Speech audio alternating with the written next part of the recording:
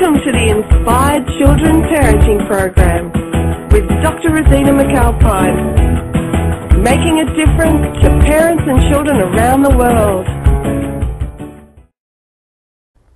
Hello, Dr. Rosina here, and welcome back to another interview with a parenting expert. Today I'm lucky to have Mitzi Weinman on the show, and her business is called Time Finder, and you can find her at timefinder.net. Now, if you're stressed, got little time, need a little bit of help with planning and management, then this is the show to watch. Welcome to the show, Mitzi. Thank you. Thank you for having me here. I guess the first place to start is with busy parents. One of the things they feel really guilty about is finding time for themselves. Can you talk about how, when you've got, either one or more child, you might be working as well as trying to run a home, how do you find time for yourself in amongst all of that and not feel guilty? Well, there's two different questions there. So how do you find time for yourself and not feel guilty? Finding time for yourself is a little bit more difficult, but one of the things that's helpful is to figure out, if you had that time, what you would want to do. Mm-hmm. Many times people don't even know what they would do with that time. So once you start to figure out what that means, then you have to start looking at your calendar, and you have to start looking at how you can plan that. But you just can't plan it by yourself because you've got other people involved when you've got kids and you've got a spouse or a partner. So part of that is sitting down with your partner or spouse, if you've got one, and start looking at the calendar and blocking out time for what you want to do and working it into the schedule. I love that answer. So before you can even think about doing something for yourself, you need to find out what that is. And I totally agree. Sometimes when you've been so busy doing everything for everybody else, if you had 5 minutes to yourself, the question would be, well, what would I do? I know one of the things that I have regularly scheduled into my calendar is a massage. And so I really like how you said, first of all, find out what it is you want, and then secondly, somehow work it into the calendar. How can you help, especially mums? I know mums tend to feel guilty about taking that time out. What do you say to mums or fathers who feel guilty about taking out time for themselves? What do you say? Well, I think guilt is really wasted emotion. It really is. It just drains you when you feel guilty. So the idea is not to really feel guilty about it, but the idea is that by doing something for yourself and taking that time for yourself, you're really refreshing yourself so that you don't become more resentful, that you don't have time to do the things or some of the things that you want to do. And when you start to put it in the context of, by doing something for myself, I'm actually not only helping myself, but I'm also helping my family as well, because that just gives me more energy to re-energize and keep myself going. And it really does work. It's sort of like, and everybody's heard it, when you're on the plane and they tell you what to do if the oxygen mask comes down. Do you put it on your child or do you put it on yourself first? The instinct is to put it on the child first, but the reality is you're supposed to put it on yourself first. And by putting it on yourself, you're taking care of yourself so that you can take care of others. And that's really what it's about. And guilt is just really, truly wasted. That makes so much sense. I know for myself that when I've had my massage and my body feels good and I'm being able to take care of myself, I'm a much nicer person. Actually, I feel much happier in myself, and so I am able to give more to others around me. Absolutely, because we can get grouchy, and we can become, as I said before, resentful or just kind of feeling boxed in and caged in. And when we do something good for ourselves, we're then able to spread that happiness and good cheer that we have to others around us, and it really just helps everybody. It just takes and reduces some of their stress, and it's a positive thing. Yeah, one of the other things I really like about taking care of myself is I feel like I'm a good role model for our son Cameron as well. So if he can always look back and go, oh well, Mum took time to take care of herself, I should take time to take care of myself as well. So that's another good reason, apart from having the bucket full so that you can share with others, to be a good role model. Absolutely. And then when he's in a relationship with somebody many years from now, he will be able to continue that role modeling for the person that he's with as well. So it kind of goes from generation to generation. So it's a good thing. You're a good mom. Thank you. Yeah. Do my best. One of the things I wanted to talk to you about was, I find for myself, and I'd love to hear advice on this, I work full-time. I've got a family to take care of. This whole concept of like work-life balance and finding more time, could you share a little bit about how, I know you work a lot in the corporate world, but you do work with families as well, how families, individuals in families and families can actually better manage or plan their time? Well, I think there's a misnomer. Their whole arguments about the term work-life balance. Yep. Personally, I just think it's life balance. Mm-hmm. And you can take the work out because not everybody works, Mm-hmm. but they still need to have that life balance. And so being able to find that time for that balance, it's really important to plan. Mm-hmm. Planning is huge, and it shouldn't be underrated at all. Mm-hmm. It really is looking at that calendar, and it is blocking out time to do the things that need to be done, and it is making that time and following that plan so that you get those things done. It's anticipating what's going to be coming up and happening, mm-hmm. and knowing what you need to do in order to get things done. So anticipating could be, if you've got a family that has school and homework, it's anticipating that those things are going to need to get done, and how does that and when does that fit into the calendar with some of the other running around that needs to happen. Mm-hmm. So it really is looking at that whole big picture of a week or even a month, and seeing what and how you're going to get those things done. But it all involves planning. That's great. So if you were to run us through just the steps, step by step, if a family was going to do this planning process, and I know it'll take time to go through each of the steps, but what are the kind of steps that people go through to be able to get from this is what I want to achieve to this is how I'm going to achieve it? Can you share a little bit about that? Just maybe step out the process, and then we can go through each one by one. All right. So when you have a family, one of the things that really becomes important is the communication. Mm-hmm. So to have a family be able to sit down once a week and discuss what's going to be going on for, let's say, the next week, mm-hmm. and to be able then to plug that into the calendar. If you can go further out and be longer than a week, that's really great. Sometimes it stresses people out to think about more than a week ahead, but it really does make a difference to be able to look really farther ahead. And so you sit there with your calendar and you figure out who's going to be doing the pickup, who's mm-hmm. going to be doing drop-offs, mm-hmm. who is, when does certain homework need to be done. If you've got older kids where you can start to see when projects are due, it's really looking at how do you work backwards from those projects to get them done on time. And so you start to literally take that calendar and create a master calendar, whether it's something that you would hang on a refrigerator or on a cork board, or if it's electronic.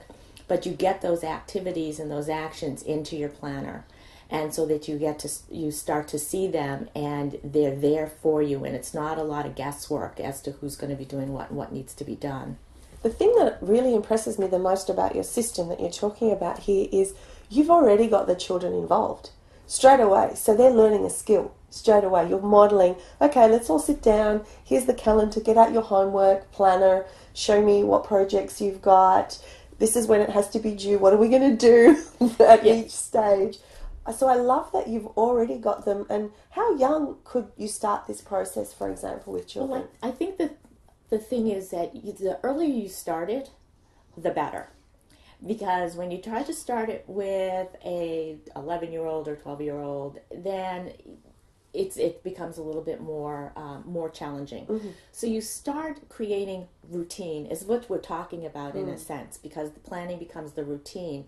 And you start those kinds of routine and many routines can also reduce stress, and we could discuss that. Great. But you start to build that routine in on a weekly basis, that it becomes a part of your ritual, your weekly ritual. And even if you've got a kindergartner who doesn't have a lot of work or a lot of homework to do or a lot of projects, you still discuss it, and you start to just bring, as you said, you're bringing them into this process. So the earlier you can do that, the better. The more routine you can build into your day or your week or your month with your kids, the better it is as well. It just makes things a whole lot easier and simpler. I think that's a really awesome plan, because I remember when Cameron was little, the first thing I wanted to do was to give him that whole idea of routine so that he knew what he was doing. And so because he was tiny, he was very small, we had a 1 week calendar, and it just had pictures on it. Who was going to drop him off at daycare, who was going to pick him up, which days were daycare and which days were home. And so all it was really simple. It was just a little chart, and he'd have to run to it and go and look at. And it was exciting for him to go and say, Mama drops me off, Dad picks me up, Bubba picks me up here, I'm going to stay home this day. So I found a way there just from, he was like 2 at that stage, maybe 2.5, where he was already recognising just the days of the week and where he would be. That's great. A picture board. It can be so terrific. You can have a picture board with youngsters brushing their teeth and washing their face and getting to bed and reading a bedtime story. And so the picture board can be a really helpful tool for kids who can't read yet. Yeah. And then once they start getting older, you can you change it up a bit, and it's great. Yeah. So when you help children do their projects, for example, how do you help children work out, okay, I've got this big project due. How do you help them work back? Because parents are constantly having to do this. How could you advise parents to help them help their children? Yes. About, here's the project that's due. What do you have to do to get from here I am today and here I am when it's due? All right. So working with the child and their project, firstly, you need to find out and make sure that you find out that they actually have a project. Because sometimes those are surprises that all of a sudden it's like, Mom, Dad, I need to go to CVS. I need to pick up poster board. I need to get this. I need to get that. And I hear those stories, and and it's just everything left to the last minute. So when you're having those weekly meetings, it's really great to find out. Do you know what's coming up that's due? Because many times they do know projects that are coming up. So it's just interesting. It's working backwards and it's working forward. And one of the questions always is, how do you start? How do you begin? What would be the first step? Mm-hmm. And meaning first step, really meaning first action. Mm-hmm. So what is it that you need to do in order to get this project done? Mm-hmm. What would be the first step? If it's a book report or if it's a research paper on something, then what would be the first step? Do you need to figure out, do you need to go to the library? Do you need to do online research? Do you need to look at your teacher's blog to get information? What do you actually need to do? Then what would be the next thing that needs to happen? And you kind of make that to-do list for that project. Then once you've got the list, the to-do list, and also when you're making that to-do list, making sure that you don't forget all the edits and rereads and the edits that come towards the bottom and the end, which kind of sometimes get forgotten. Mm. But then when you do that, you have to go from the deadline at the end to when you get the project toward the beginning, and then start filling in the dates as to when you're going to do those things. When is such an important word that people forget, whether it's at work or when you're doing school projects. When am I going to do it? It's what do I need to do? When am I going to do it? And that when is part of creating the timeline. Mm-hmm. And so you just put days and dates down as to when you're going to do those things from that action list, and working it backwards, working it forward. I always think that you need to leave a day or two before the end just in case something goes wrong. I love the just in case, because I find for myself when I plan, often I haven't given enough time. Exactly what you said. I've said, okay, I've got to do this, this and this, and then when I find I do my research, I've only left, this many hours, and really I needed a bit more. So it makes a lot of sense to have that little bit of leeway, and I'm guessing perhaps revision as well throughout the process. Like you might say, well, I'm really a bit behind now, so I need to reset my timeline. Absolutely. You have to have flexibility. So that's why leaving that leeway towards the end, kind of that cushion towards the end, is really important. But you have to really reevaluate as you're going along. Just like with everything, even routine, you have to reevaluate and say what's working, what's not working, where, and then with a project, I missed this step on this day. I need to kind of fix it. I need to re-look at my dates because it's not realistic. And parents can help their kids do that and kind of stay on top of what the projects are without hovering, but just to make sure that they're getting things done. So one of the questions like a parent can ask is not how's it going with your project. It can be, tell me what you've been able to do so far. What have you left to do? Are you staying on your deadline? And so you're asking questions that you get real answers to, and not just, how's the project going? It's fine, coming along. Okay, good. They are wonderful questions. They are wonderful questions because they really tease out the answers that you're looking for, not fine, it's okay, all's good, and then, as you said the night before, it's not done. Exactly. One of the things that's really struck me now that you've said, a lot of people, and I know that's true, have their children come the night before and say, my project's due tomorrow. And I think the whole idea of having a routine at home where every single whatever day it is, whether it's a Sunday night or a Saturday afternoon, that you all sit down at the table and say, okay, let's plan our following week, it's much less likely, I'm thinking, that you'll get the surprise project if on a weekly basis everybody's getting together, getting their diaries, getting the sheets of paper from school or work or soccer or whatever it is, the other extracurricular activities. So I think that routine and that modelling and every week getting together would make life a lot less stressful.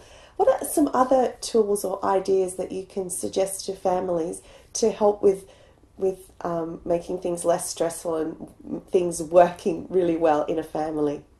Well, there are a couple of things, and it kind of goes back to routine. So if you can have routine for, let's say, meals, because I think that the most difficult part of making a meal is figuring out, again, what you're going to make. And so if you can kind of work out that Monday is fish, Tuesday is pasta, Wednesday is, some sort of fancy salad, Thursday is chicken, kind of work it out as to what kind of the weekly eating will be or what kind of food you're going to be having. That can kind of reduce some of the stress in a family, because it's the more you can take the guesswork out of things, the easier it is. Routine, again, when a child comes home, to work early on to get the child to hang the backpack up on a hook or find a place or a home for the backpack, and going through getting the papers out of the backpack so that there are no surprises of field trip forms that need to be signed 3 days ago, or picture day is today in the morning, and they need the form filled out with the check going in and all that kind of stuff, and like all of a sudden, and then you realize that your child has not had the right haircut for this picture day. So you want to be able to build in as much routine and start getting your kids to participate in that routine. Now, if your child is a little bit older and you haven't been building some routine, then it's to ease into it, just in small bites. Maybe it is when they come home, it's just that they hang the backpack up. Never mind the papers at that time. But they get used to just hanging the backpack up. Or, you have to look at your own life and what's going on and saying, what's really working and then what's not? And how can I adjust the things that aren't really working? So, but the earlier on, if it's, wanting your child to read at night, the earlier on you get into that habit of that 10 minutes a night or 20 minutes a night, the easier it's going to be as your child gets older. So far what I'm hearing is routines are really important, and those routines can be around planning the week, they can be around going more specific or more detailed into planning menus or planning what's going to be happening in the evening with the evening routine, and that it's really important to get everybody involved and as young as possible. I know some parents think little ones, oh, they're little and they shouldn't be included, but in the same way that children learn how to read from us reading to them when they're tiny, even though they can't read, it's just that modelling and that introduction. In the same way, you're suggesting that children can learn to time manage or to be able to plan and effectively use their time, and that's a really good skill to have from very young on. I'd really like to talk a little bit about a nighttime routine and planning around for what's happening the next day, because I think a lot of parents really struggle in the morning because there's so much to do. Could you tell us a bit about what you do maybe in your home or what you suggest with your clients about that nighttime routine? Well, I think you have to figure out what you want your nighttime routine to be. So I think one of the biggest challenges that, maybe it's not one of the biggest challenges, but one of the challenges is having the backpack ready for the next day with all the papers in it. And we've had times where my son has left things in the printer, and all of a sudden I find the things in the printer, and I'm calling him on his cell phone and saying, "You left something in the printer. Do you really need this?" And many times it's no, until that one time where it's like, "I do need that." So it's making sure that the backpack's ready.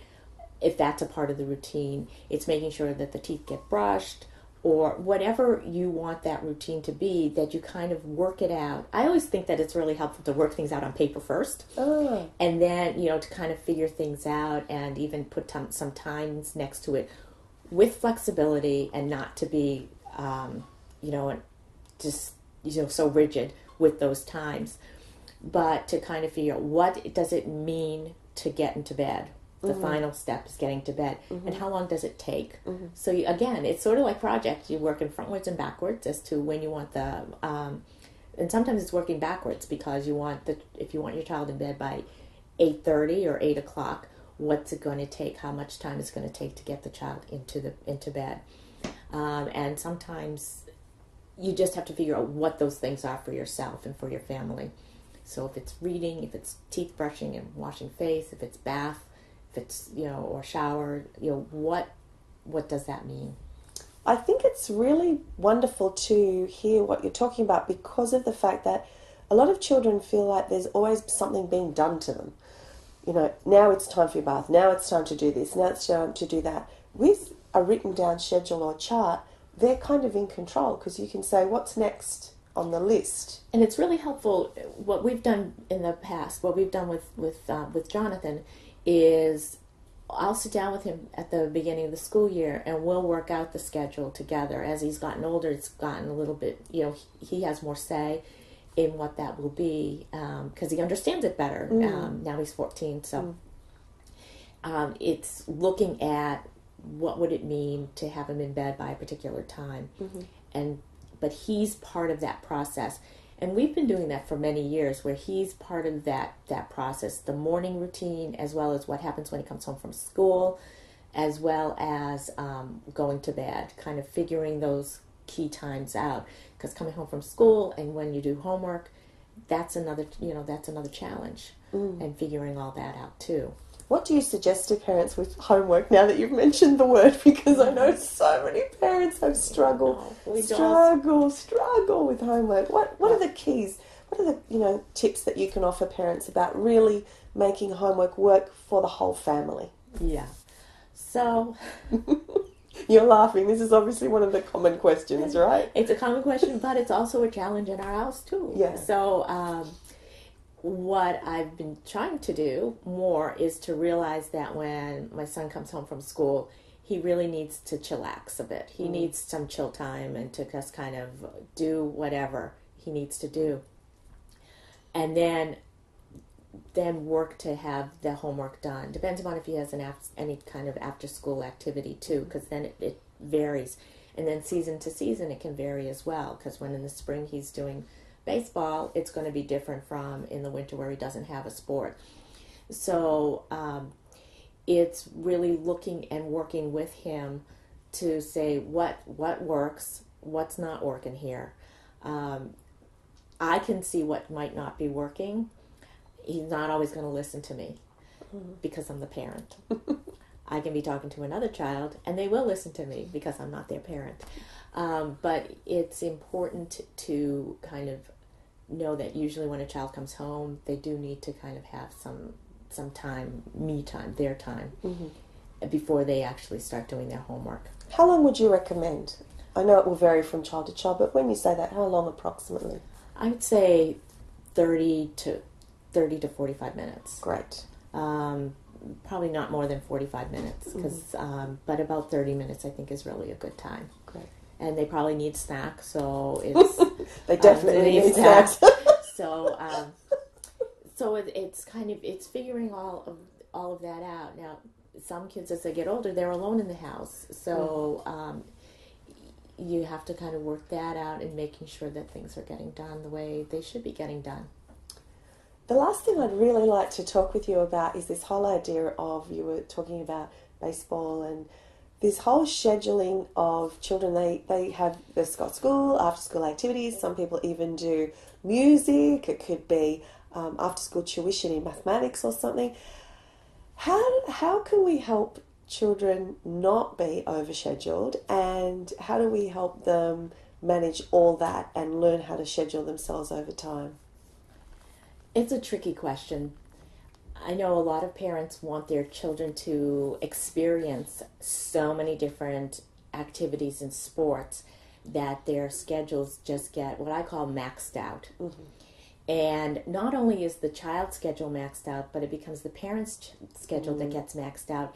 And if there are siblings who get carted around and chauffeured around, their schedule's maxed out and they may not be even participating in any activities.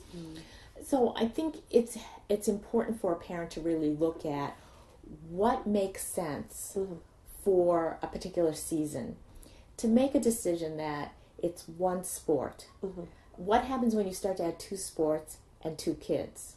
And to kind of look at the calendar and look at how much running around is going to happen and take place when you overdo.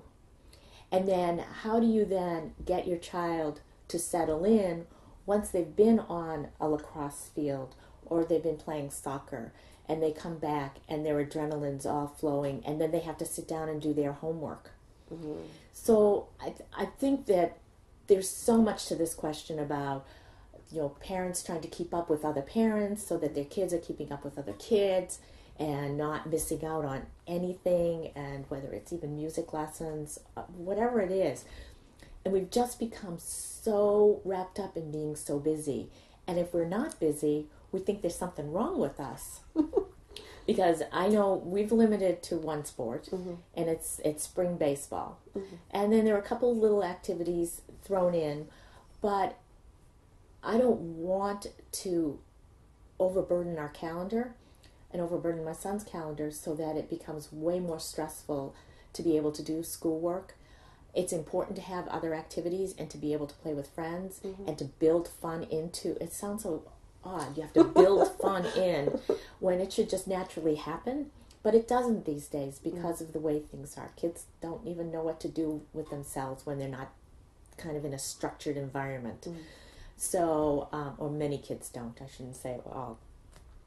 So I think parents need to really just take a step back and look at really what's good for your family and what's good for your child. And that's the question, what's good for the child?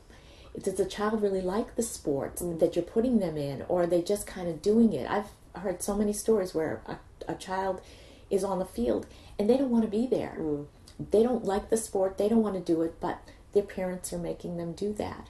So it's really to look at what's good for the child. School does have to happen, and homework and projects and all of those things are still there, even though there's so much controversy about homework and the amount that's given and when it's given on weekends. But parents need to take a step back, and I think, I keep talking about the calendar. The calendar is such an important tool, but if you kind of look at if you go back and hit a year ago, year before, and see what you did and how you had your schedule, and look at that calendar and say, wow, this was crazy. Or you say, wow, I'm just fired up because we are just going everywhere and I've got so much to do. And it's such, it's like, we're just the busy family and feel so good about that. I mean, that's your choice. But really take a step back and look at how you might be able to limit some activities and set some boundaries. So maybe it's one sport a season. Maybe it's one musical instrument or gymnastics or some sort of dance or something like that. But look at your family, what's going on and what's really happening. It's hard.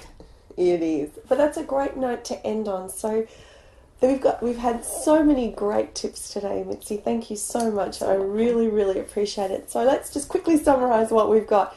First of all, calendar. Make sure you get that calendar in there and are able to get the whole family together to plan. And you're giving them great life skills. Leaving a little bit of stretch room for if you haven't planned exactly the right amount of time so that at the end you've got some flexibility. To really look and have goals so that you can evaluate whether or not you're using your time effectively. It's been great talking to you and see you in the next episode.